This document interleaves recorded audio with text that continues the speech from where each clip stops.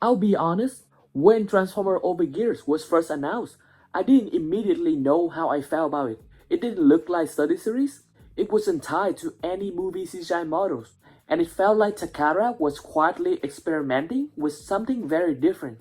But the more we see of this line, especially with Ironhide and Blackout, the more I think Overgear might actually be one of Takara's most interesting Transformer projects in years.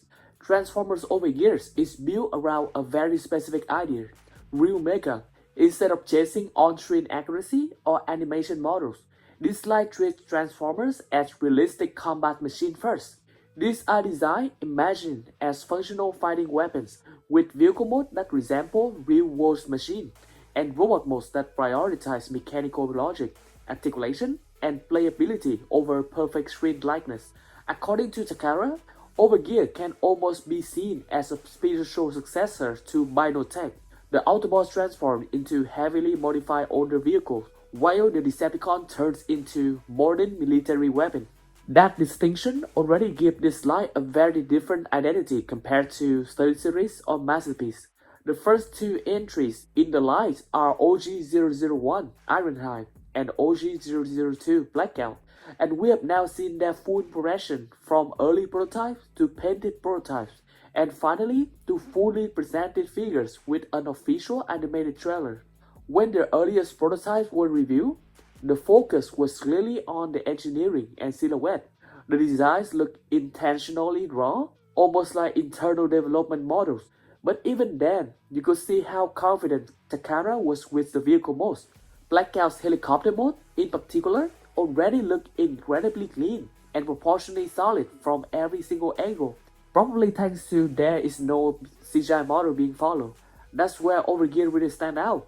With no movie reference material, Takara is relying entirely on their own mechanical design language, and honestly, it shows. These figures don't feel compromised by trying to match animation frames or any CGI model. They feel purposely built, with the engineering capability that can make the figures look the best and be functional. As we move into the first painted prototype stage, Ironhide and Blackout were initially shown with very restrained paint application. Both figures features mostly black surface with silver highlights, which at first glance look almost too simple. But the more time you spend looking at them, the more it's become clear that the paint choice actually match the vehicle identity extremely well. These aren't flashy hero toys, they look like functional machines. Now with the latest painted teasers, Takara has added much more colors definition. Ironhide is now primarily black, red, and silver, while Blackout features a combination of black, light blue, and silver. These additional colors don't overwhelm the designs, but instead have separate panels, mechanical layers, and transformation elements, making both modes feel more readable and more premium. On top of that, Takara recently released a fully animated trailer for Overgear Line, which does a great job of selling the concept. The animation emphasizes weight, mechanical motion, and weapon functionality rather than flashy transformation. It reinforced the ideas that these are combat machine first, Transformers second, and that tones feel very intentional. Another important aspect of Overgear is customization.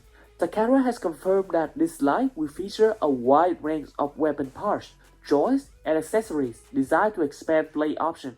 This isn't just about transformation, it's about posing, loadout, and mechanical expression. For collectors who enjoy articulation and display flexibility, this is a huge selling point. What really makes Overgear exciting is that it feels like Takara is finally giving themselves permission to design Transformers without constraint. No string accuracy pressure, no forced nostalgia beats, just solid engineering, realistic vehicle models, and mechanically believable robot designs. This line might not be for everyone, especially if you're strictly collecting movie-accurate figures. But if you appreciate thoughtful engineering, rather than mecha aesthetic, Transformer Overgear is shaping up to be something very special.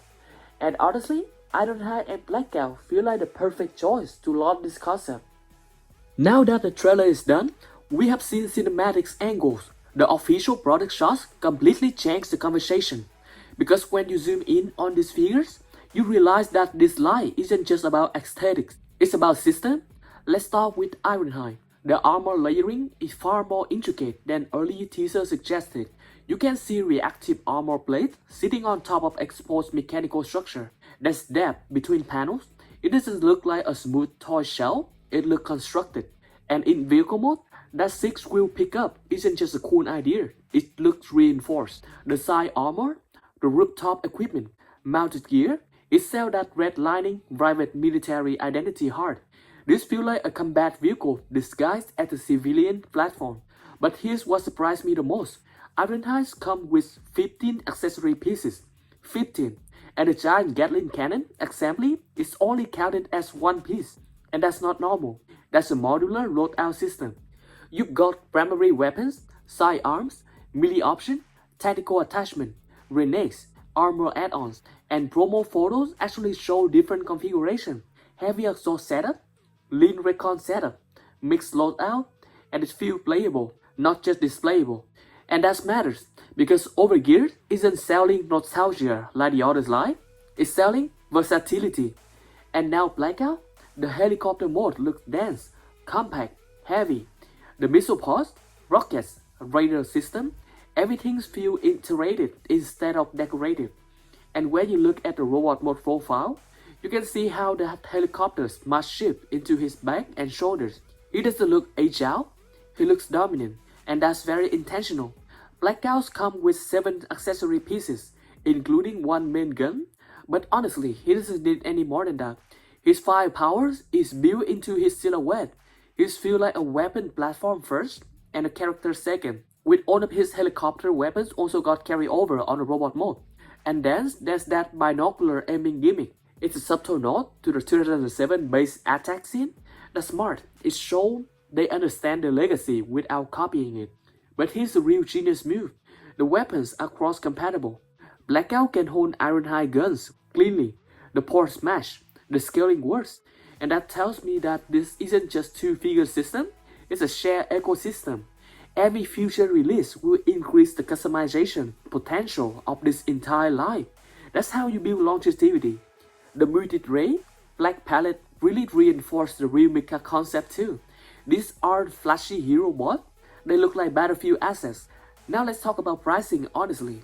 $115 for Ironhide, $130 for Blackout. It's not cheap, but in today's premium collector space, it's competitive, especially when you factor in accessory count, modular engineering. Do you want Transformers as characters? Or do you want Transformers as combat machinery?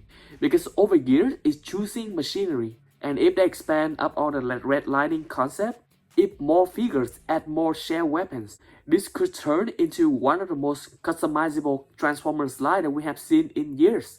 And now that we have seen full product shot, not just teaser and trailer, has your opinion changed? Are you in? Or is this direction just too tactical for your taste?